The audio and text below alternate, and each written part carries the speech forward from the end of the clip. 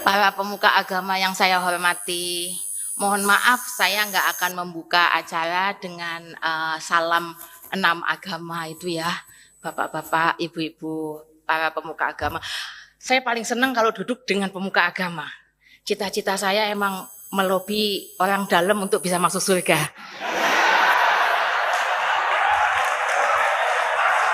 Jadi apalagi begitu lihat patungnya Gus Dur lagi baca, ini jelas makin nggak masuk akal. Wong Gus Dur kok baca, Gus Dur nggak bisa baca.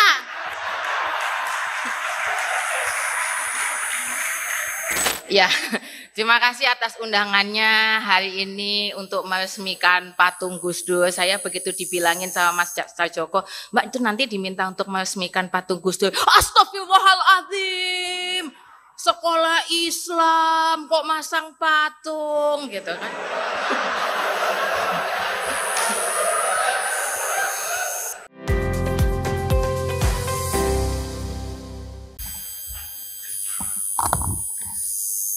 Pak Rektor yang saya takjubi, baru sekali lihat rektor kayak gini.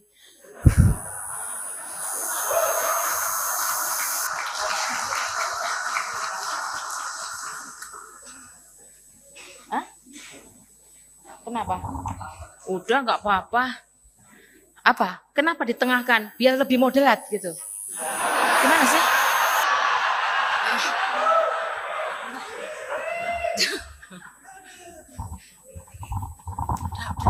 Sini aja. Persis. Ini kalau mau pakai mic lah, silakan.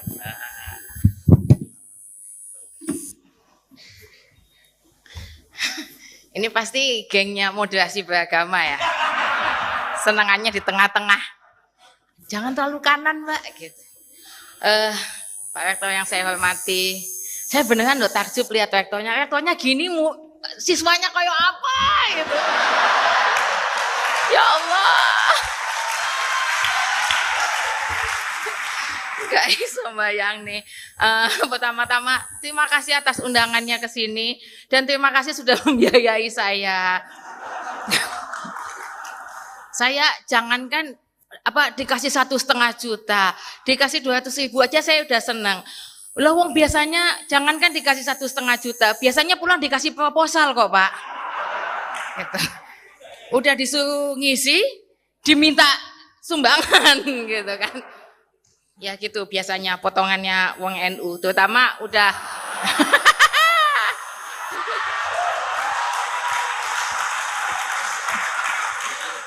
terutama udah NU Gus Durian pula wes tambah kau ono duite.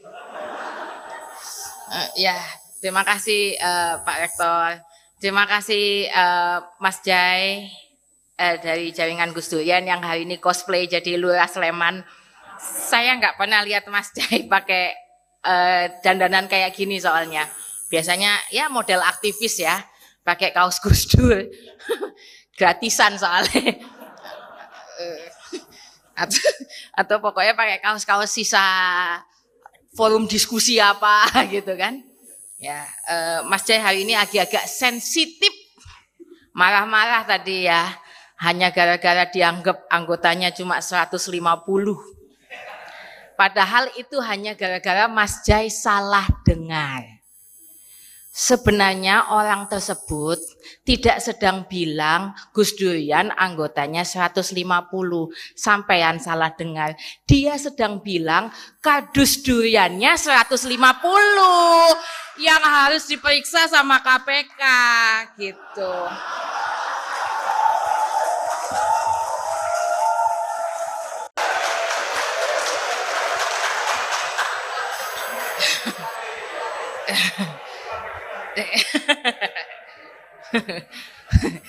Jangan gitulah, janganlah. Tapi nggak enak lah, masa diperiksa sekarang. Karena mau naik, kan harusnya dari dulu-dulu.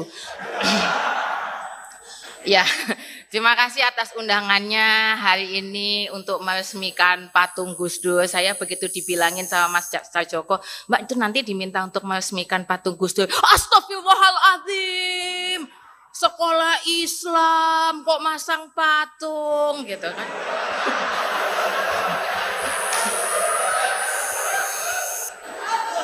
Apalagi begitu lihat patungnya Gus Dur lagi baca, ini jelas makin nggak masuk akal. Wong Gus Dur kok baca, Gus Dur nggak bisa baca.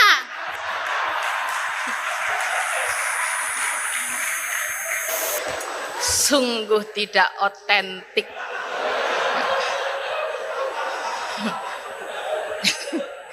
Lebih otentik itu kalau Gus Dur posenya pakai sarungan, kaos kutang, kaki metangkring, itu baru saya bisa yakin oh ini memang patungnya Gus Dur. Gitu. Jangan-jangan ini sebenarnya proyeksi keinginan Pak Rektor, saya nggak tahu juga. Ngirim kode ke siswanya, nanti aku mau dibikinin gitu juga, gitu kan? Saya juga nggak tahu.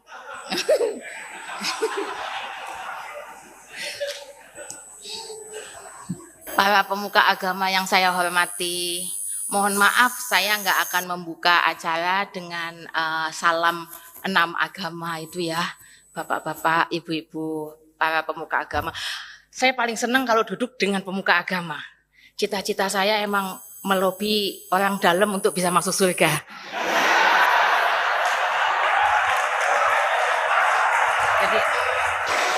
Jadi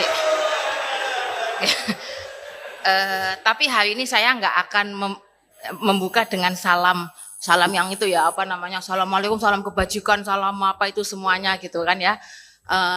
Karena saya nggak akan buka dengan salam 6 agama, karena agama di Indonesia tidak hanya 6. Itu yang pertama. Jadi saya akan membukanya dengan salam yang sangat Indonesia banget, terutama hari-hari ini. Ya, jadi izinkan saya untuk membukanya dengan annyeonghaseyo.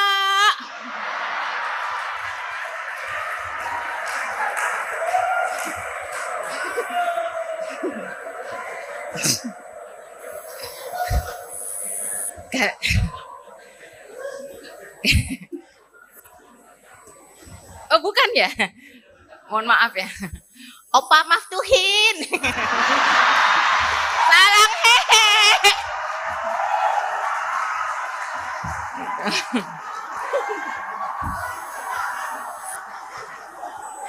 Itu bukan ya, bukan. Itu bukan salam Indonesia. Lah aku bingung ya. Habis aku tiap buka sosial media, buka kemana-mana, di mana-mana isinya mukanya orang Korea. Ya tak pikir memang salamnya semua sekarang begitu. Dan ini yang sedang terjadi. Bapak Ibu, teman-teman sekalian, oh ini ada para aktivis gitu ya. Ini kelihatan lah, kalau aktivis itu bisa kelihatan dari wajahnya. Wajah-wajah kurang tidur sama wajah-wajah nunggu lelah karena kebanyakan yang dibela dan lelah menunggu kapan bisa jadi komisaris.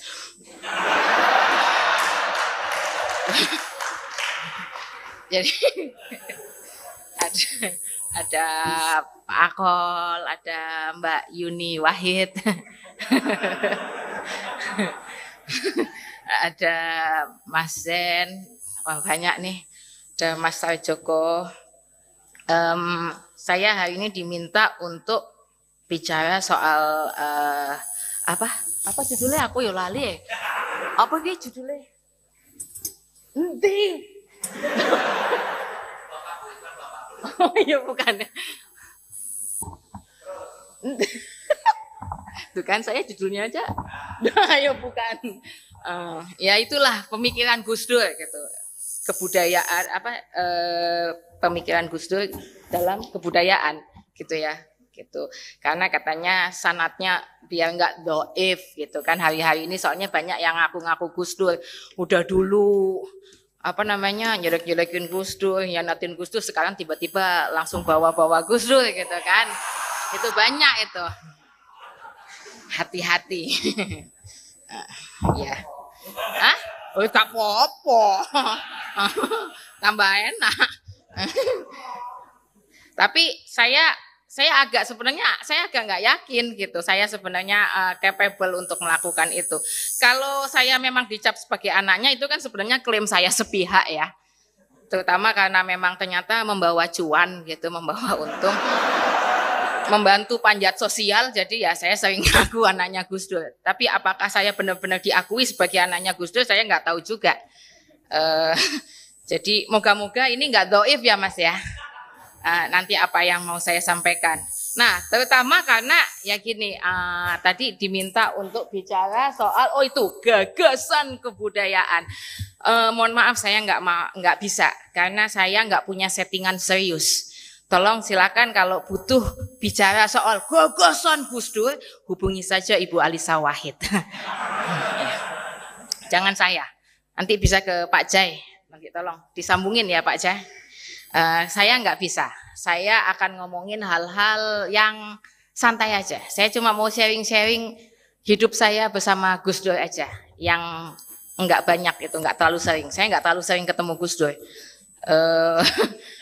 Serius, saya jarang ketemu Gus Dur. Saya biasanya karena gini, kalau saya bangun Gus Dur udah berangkat. Gus Dur pulang saya udah tidur. Gitu ya. Jadi saya nggak pernah ketemu. Saya ketemu biasanya kalau waktu kecil hari Minggu. Terus Gus Dur akan nanya, "Loh kok awakmu nggak sekolah?" Gitu. Ya hari Minggu. Oh iya gitu. Nanti minggu depannya akan ngomong hal yang sama. "Loh kok awakmu nggak sekolah?" Gitu. Ya gitu terus. Jadi pertemuannya itu benar-benar pertemuan yang ya pertemuan yang memang sangat jarang gitu. Bahkan nggak hanya dengan saya ya, dengan istrinya juga gitu. Ada suatu masa di mana Gus Dur lagi pidato di sebuah tempat gitu, lagi ceramah di sebuah tempat. Dan pada saat selesai ceramah, beliau jalan dari mobil, tiba-tiba supirnya bilang, "Loh Pak, itu mobil ibu Pak di seberang Pak," gitu. Lagi lewat. Ya, mereka saling nggak tahu bahwa ternyata mereka itu ceramah dalam jarak hanya beda 2 kilo. Gitu. Saking ininya. Saking jarangnya ketemu.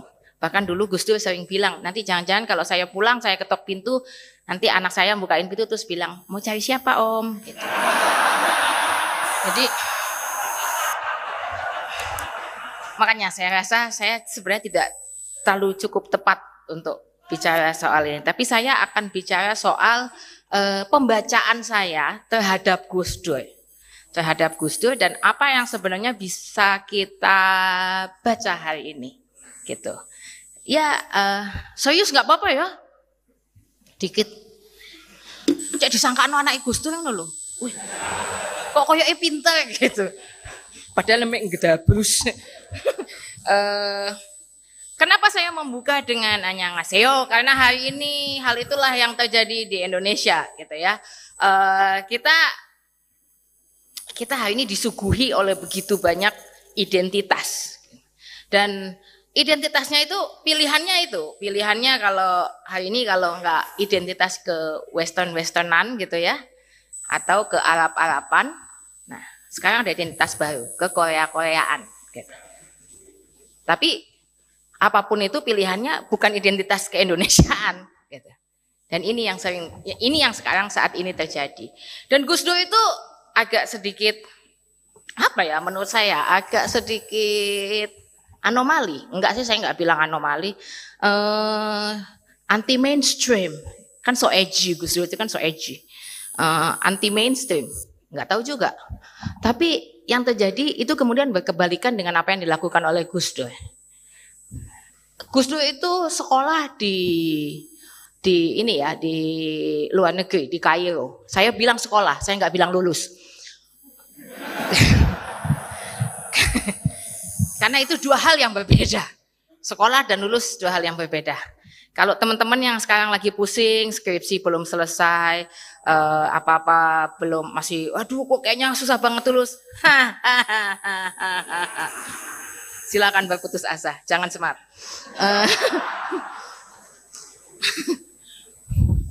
Gus Dur aja nggak lulus, masa kita lulus?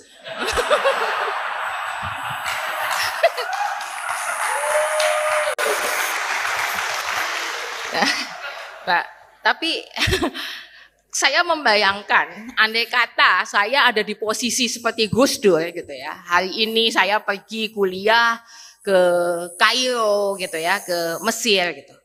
Pilihannya itu ada 3. Saya pulang itu pilihannya ada 3. Yang pertama, saya berukutan semua, itu ya. Terus tiba-tiba langsung nggak mau salaman sama Mas Jai. Gitu. Selama ini sih emang juga nggak mau, lebih karena gilo aja, tapi bukan alasan agama. Tapi kemudian saya akan mungkin gitu, saya terus kemudian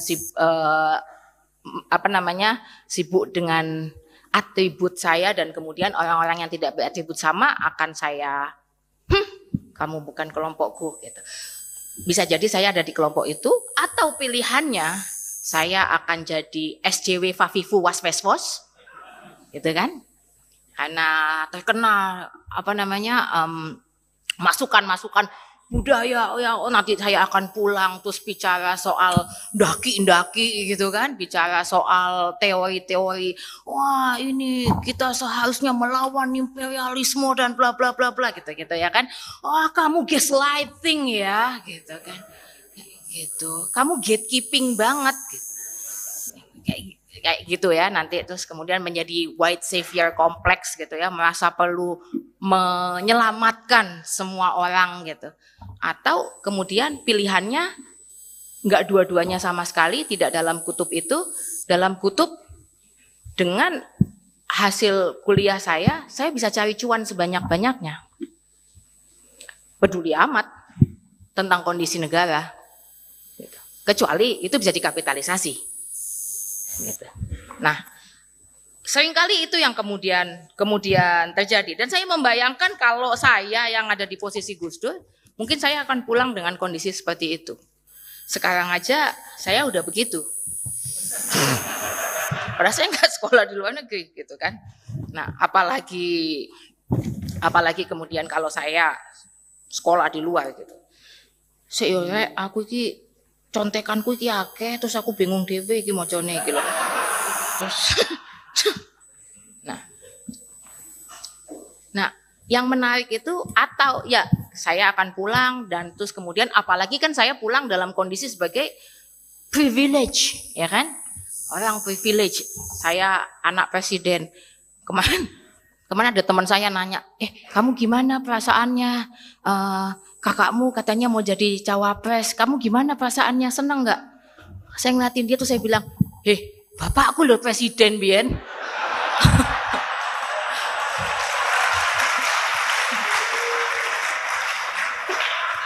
Lah kok kakakku. Nah, kemudian saya akan bisa kemudian menggunakan privilege saya untuk kemudian keuntungan pribadi. Ngapain saya mikirin orang-orang kayak Mas Jai itu? Apa urusannya? Apa untungnya buat saya? Gitu. Saya akan jadi orang yang sangat berprivilege, menggunakan privilege, terus kemudian saya nanti tinggal menjudge anak-anak muda Indonesia kurang kerja keras, ya kan? Kalian ini udah di sekolah, banyak loh sekarang kok masih bilang susah dapat susah pendidikan, padahal sudah disediakan. Azan ya? Hah? Iya nggak apa-apa. Nggak, saya bukan takut kebakar saya.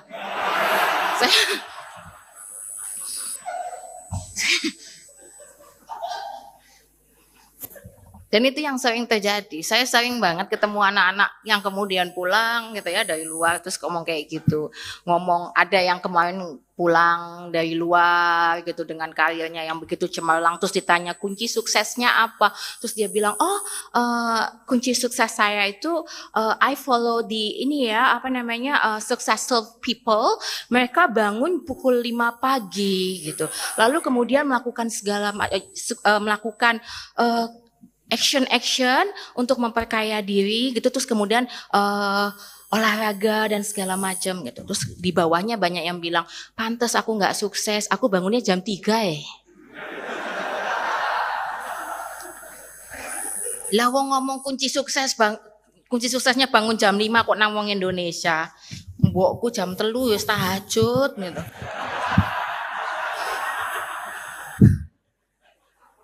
Tapi pilihannya kemungkinan untuk saya akan menjadi seperti itu. Lalu saya kemudian akan mengidap white savior complex gitu. White savior complex itu yang kalau bukan saya yang Siapa lagi yang akan membela negara ini kalau bukan kaum muda, gitu kan? Untuk itu saya perlu jadi staf sus milenial.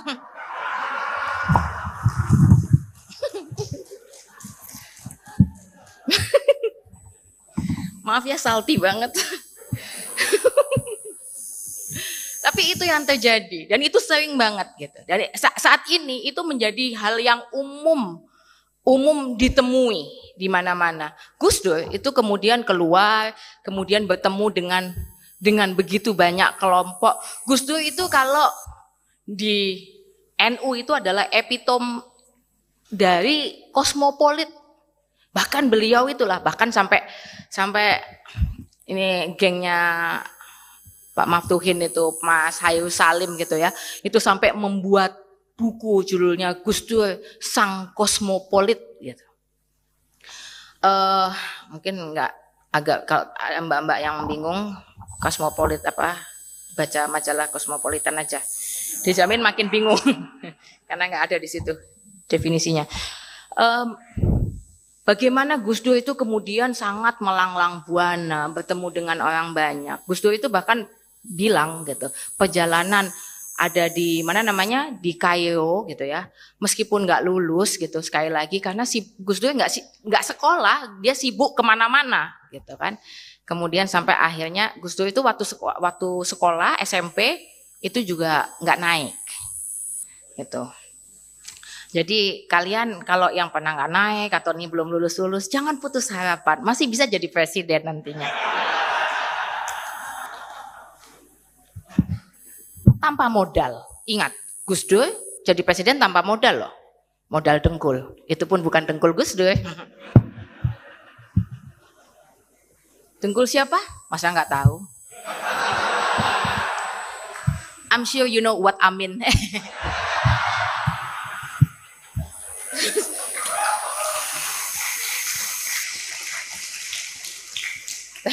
Tapi ini yang terjadi. Gus Dur kemudian menjadi begitu kosmopolit.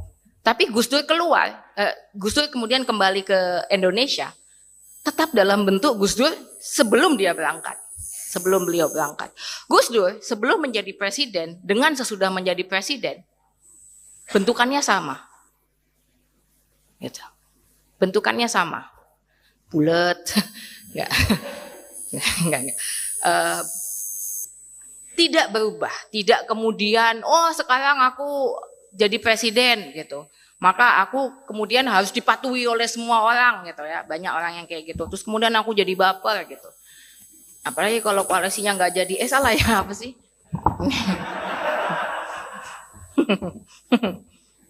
Jadi baper, sekarang banyak yang baper soalnya,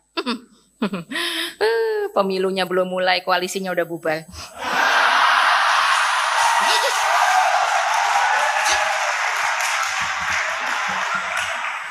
Itu enggak, saya nggak nyebut nama loh. Itu. Nah, tapi Gus Dur nggak kayak gitu. Gus Dur dengan segala kekosmopolitannya selalu kembali pada akarnya, dan itu yang menurut saya sangat menarik. Hari ini kita dijejali oleh begitu banyak identitas. Kita terutama ya menjelang pemilu selalu begitu. Yang digunakan adalah sentimen identitas, sentimen primordial, sentimen sektarian. Bahkan ketika mereka sedang bicara soal kebangsaan, bahkan ketika mereka sedang pakai label kebangsaan. Tapi yang dijual tetap sektarian, yang dijual tetap sentimen primordial, identitas-identitas perseorangan, identitas-identitas kelompok. Sehingga banyak orang-orang yang kemudian ketakutan. Saya ingat 2019, buat saya itu yang terjadi. Bagaimana pemilu kemudian digunakan sebagai ajang untuk meraih emosi.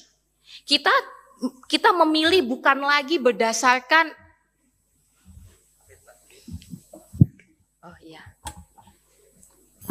satu aja, karena suara perempuan nggak boleh banyak-banyak.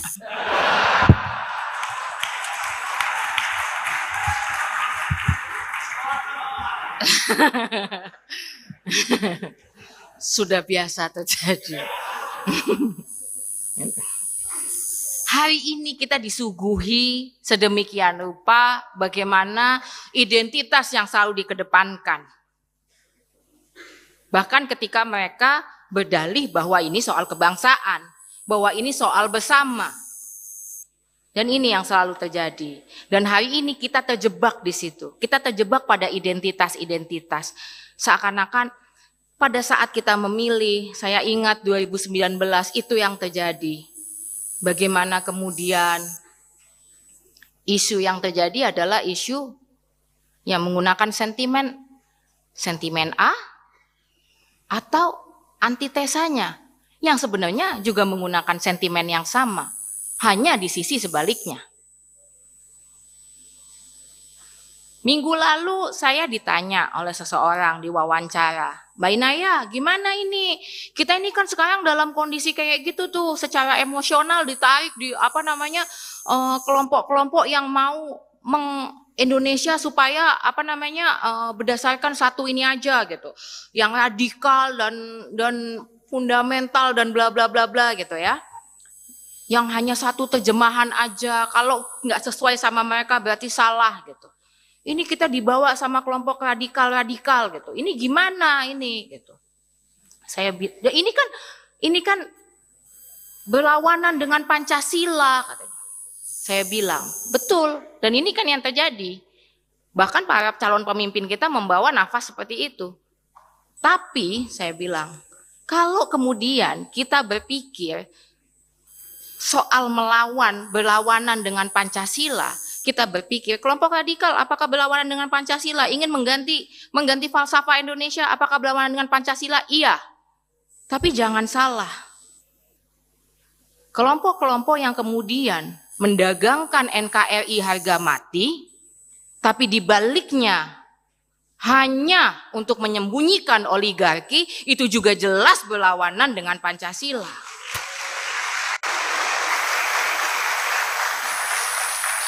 Dan hari ini kita ditarik ke sana, ke sini, ke sana, ke sini. Betul-betul semuanya harus identitas. Pilihannya itu tadi. Kalau nggak ke Arab-Araban, ke Western-Westernan, atau sekarang dua-duanya berusaha menggait orang muda. Dengan cara apa? Dengan cara semuanya pakai sarang hehe. Gimik-gimik identitas. Dan ini yang menarik.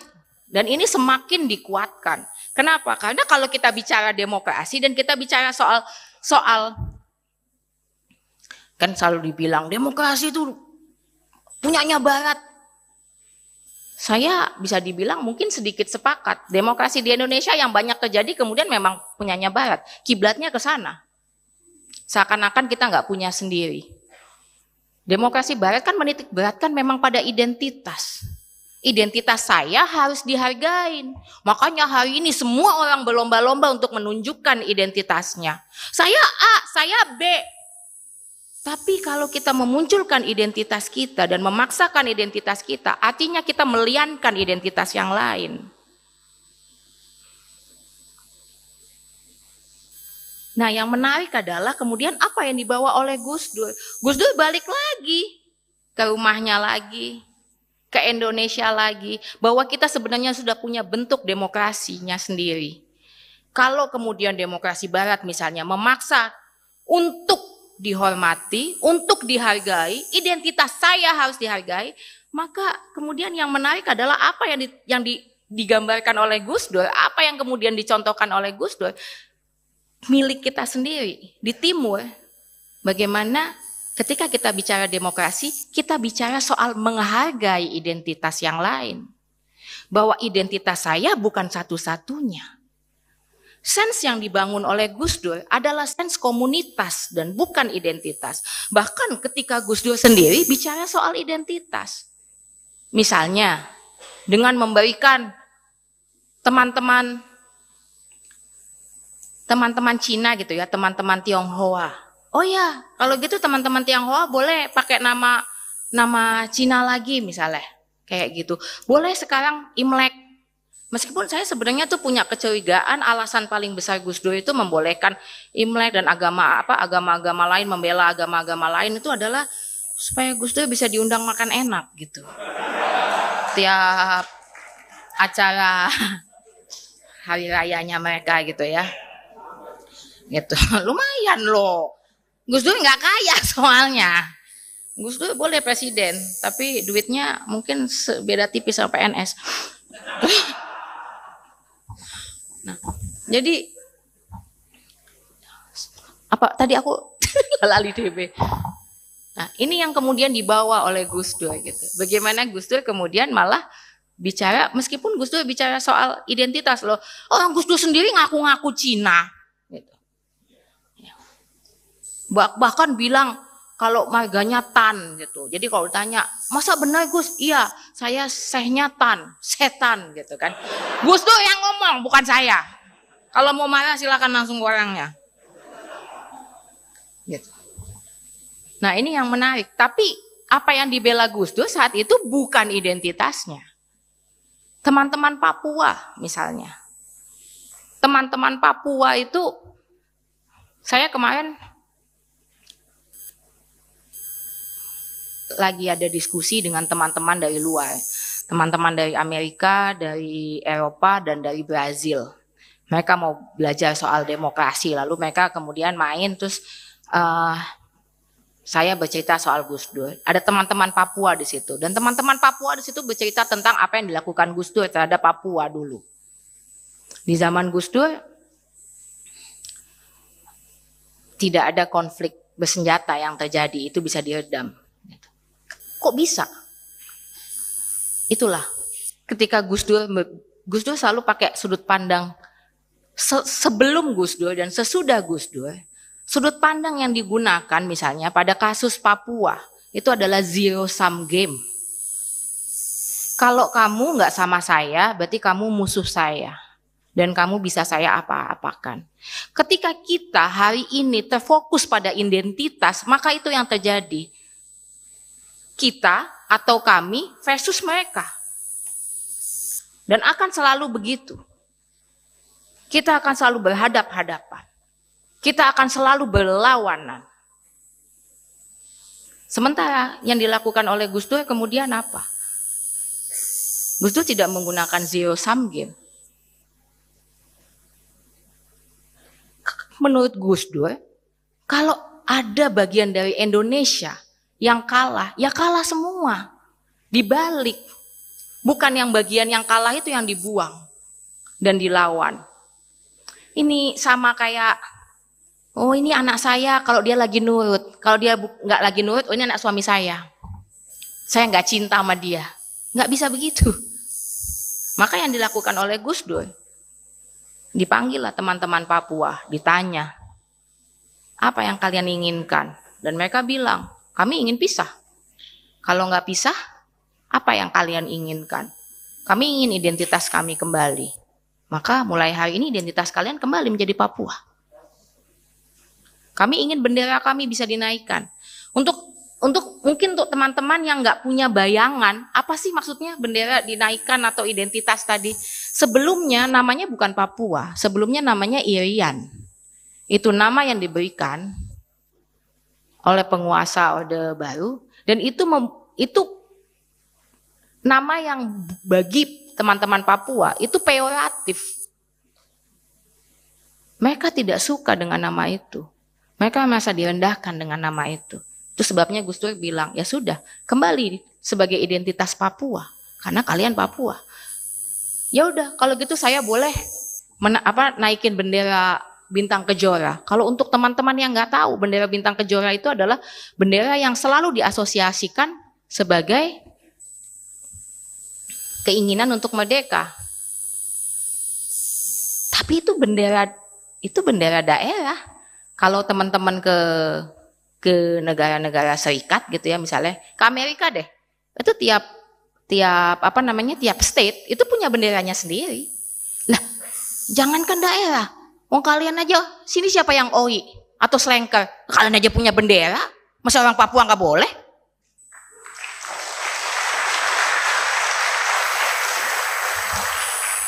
Dan mereka tuh dulu sampai bilang, wah, zaman sebelum Gus Dur sih, jangankan menaikkan bendera Bintang Kejora. Saya mimpi naikin bendera Bintang Kejora aja.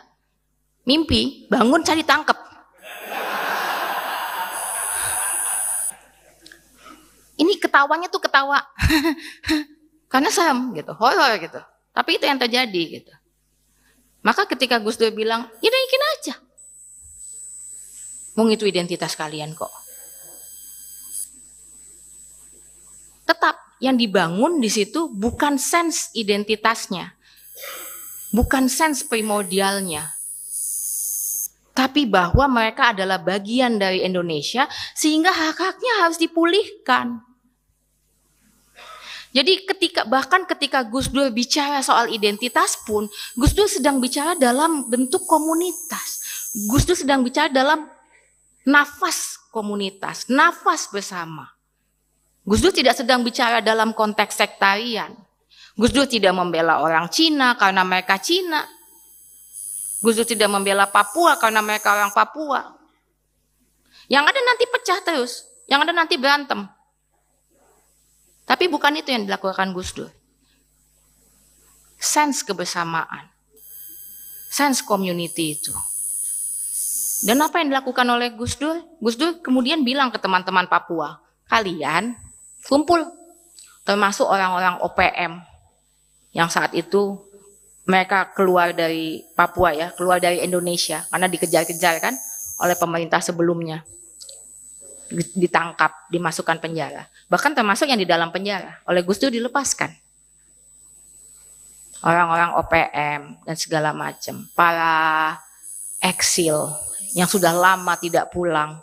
Diminta pulang oleh Gus Dur. Bahkan ada seorang eksil yang ditelepon langsung oleh Gus Dur.